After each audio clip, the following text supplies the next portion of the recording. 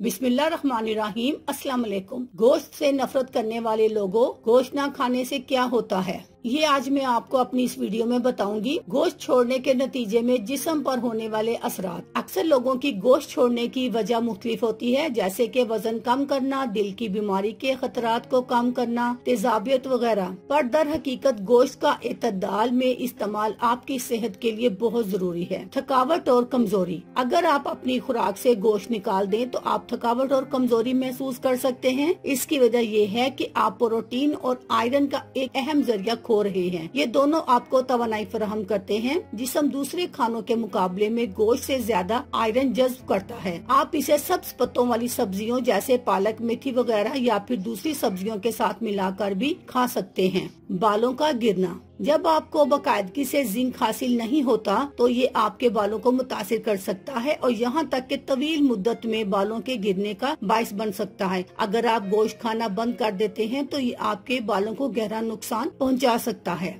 बार बार भूख लगना। जब आप अचानक गोश्त खाना बंद कर देते हैं तो हो सकता है कि आपका पेट किसी भी चीज से ना भरे। आप जितना भी खा लें आप सेर महसूस नहीं करेंगे, यानी कि पेट को भरा हुआ महसूस नहीं करेंगे और इस चक्कर में आप स्नैक्स वगैरह का इस्तेमाल बढ़ा देंगे। पेट में दर्द। सब्जियां खाने से आपकी आंतें ठीक रहती हैं, लेकिन अचानक खुराक से गोश्त को निकालकर किसी और चीज से तब्दील करना आपके पेट में मौजूद बैक्टीरिया के निजाम को परेशान कर सकता है। जब आप अपनी खुराक में तब्दीली करते हैं और ऐसी ग़िज़ाएं खाना शुरू कर देते हैं जो आपकी आदत से मुख्तलिफ होती हैं, तो ये पेट दर्द और बदहजमी का सबब बन सकती हैं। इसलिए जो भी खाएं एतदाल में खाएं। अल्लाह हाफिज।